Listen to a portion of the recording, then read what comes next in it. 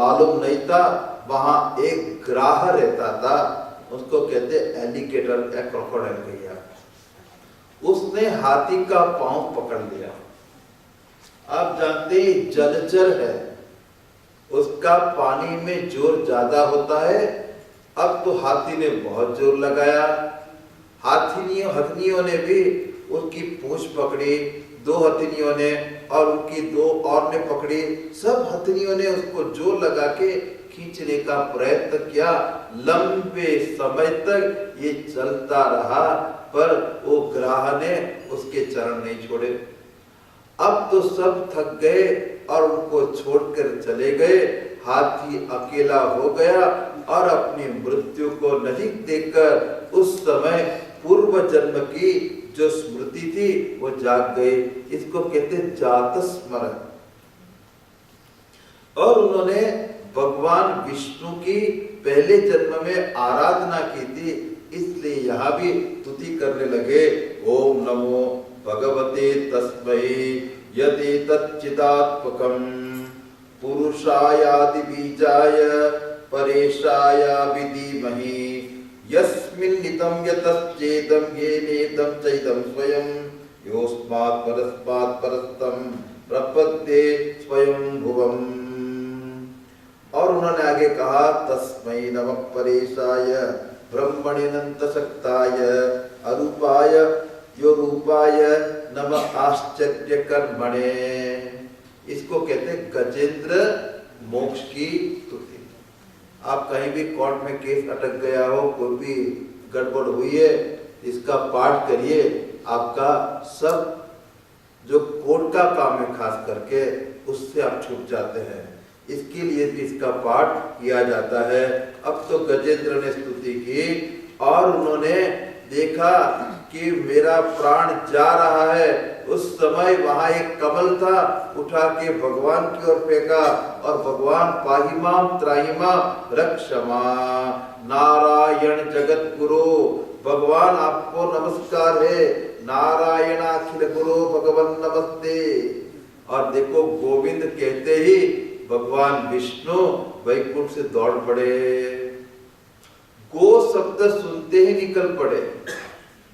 और वहां उनका जो शिष्य था भगवान विष्णु का विश्वक्सेन, उन्होंने खड़ाऊ रखी पांव में चप्पल पहनने के लिए, ऐसे जोर से पांव रखा वो टूट गई, भगवान भागे। गरुड़ जी आ गए कि चलो बैठ जाओ हमारे पर। अरे भगवान ने गरुड़ जी भी छोड़ दिया कि तेरी गति मंद है। वहां पहुंच गए, वो ग्राहक के साथ एलिगेटर के साथ उस हाथी को वहां से बाहर निकाला। बाहर निकाल के भगवान ने कहा कि जो मेरे भगत का चरण पकड़ के बैठा हो उसको पहले उद्धार करना चाहिए। तो ग्राहक की मुक्ति कर दी। वो तो पूर्व जन्म में क्या था उसकी कथा आपको बाद में सुनाएंगे। गजेंद्र का भी मोक्ष हो गया, दोनों प्रकट हो गए, भगवान की कृपा से अपने लोक में चले गए। एक गजेंद्र पूर्व जन्म में इंद्रद्युम्न नाम का राजा था, भगवान की उपासना करता था, पूजा पत्ती करता था। एक दिन दुर्वासा जी वहां पहुंच गए तो महात्मा आ गए तो उनको बाहर बिठाया कि महाराज सेवा में बैठे, आप बिरा जाओ। और जब अंदर गए तो उठे भी नहीं पूजा में। जब चलते फिरते महात्मा गए, उठ के आदर करना चाहिए वो भी नहीं किया, तो श्राप दे दिया तो हाथी बन जा, अगले जन्म में मनुष्य रहने के लायक नहीं। और ये जो ग्राह था वो हुहु नाम का गंधर्व था। उन्होंने पानी में डूब के, महात्मा बेचारे संध्या बंदन कर रहे थे, पांव खींचे महात्मा के नीचे जाके, तो महात्मा ने श्राप दिया तो जैसे एलिगेटर जैसा ही काम करता है, जा ग्राह बन जाए। तो दोनों को श्राप मिला था और भगवत स्पर्श से, क्योंकि उपासना की थी, भगवत स्पर्श से दोनों की मुक्ति हो गई। यह हो गई आध्यात्मिक या आदि भौतिक कथा। अभी आदि भौतिक और आदि दैविक कथा हो गई। अभी आध्यात्मिक अर्थ उसका देखिए। ये गज क्या है? गज जायते गच्छति इति गजा। ये जीव हम लोग हैं और बच्चे कच्चे परिवार में ऐसे अट जाते हैं कि पूछो मत। आज यहाँ विवाह है, आज यहाँ बेबी शावर है, महाराज ये सब तो जाना पड़ता है। आपकी कथा तो ठीक है पर ये सब पूरा करना पड़ता है। इल्लत लगी हुई है इन लोग को, तो बस इसमें लगे रहते हैं। अब तो इसी में पत्नियों के साथ आनंद ले रहा था और विषय का भोग कर रहा था। ये जो तालाब है वही रस लेना है संसार का, और उसमें मोह रूपी अविवेक रूपी मुख वैचित्य धातु से मोह बनता है, वो ग्राह बना पड़ा है आसक्ति रूपी। इतनी आसक्ति हो जाती है कि पूछो मत भैया। तो ग्राह ने पकड़ लिया, ये सगे संबंधी कुटुंबी जन मोह नहीं छुड़ाते हैं। हथिनियाओं ने मोह नहीं छुड़ाए, सबकी सब चली गई। अब तो ग्राह वहां रहा, तो पूर्व जन्म की स्मृति से भगवान की याद आ गई।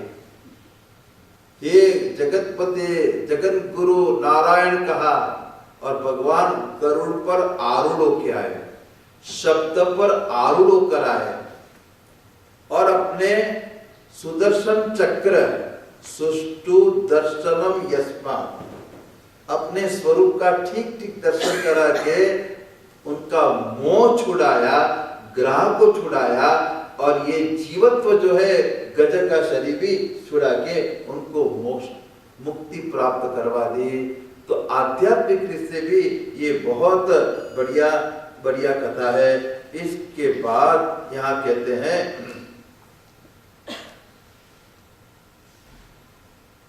जो ये कथा अब मैंने बताई वो प्रसंग सुनाने वाले को कलिमल और दुस्सपना मिट जाता है। कभी कभी बुरा सपना आ जाता है, हम डर जाते हैं, और उसको यश मिलता है, उन्नति होती है, और ये स्वर्ग देने वाला ये कथा है। और आगे कहता है कि कल्याणकामी द्विजगण दुस्वप्न आदि के शांति के लिए प्रातः काल जग के पवित्र होकर इसका पाठ करना चाहिए। इस प्रकार से जो इसका स्मरण श्रवण करता है उसके पाप छूट जाते हैं। इस प्रकार से उन्होंने इसका वर्णन किया। अब तो आगे की कथा है। वो कथा क्या है कि महाराज परीक्षित ने पूछा कि क्षीर सागर का मंथन हुआ था, देव असुर संग्राम हुआ था, ये कथा हमको सुनाइए। अब तो सुखदेव जी महाराज कहते हैं, जिस समय की बात है, असुरों ने अपने तीखे तीखे शस्त्रों से देवताओं को पराजित कर दिया, क्योंकि दुर्वासा के शाप से इंद्र श्रीहीन हो गए थे। देखो इंद्र भी कैसा है।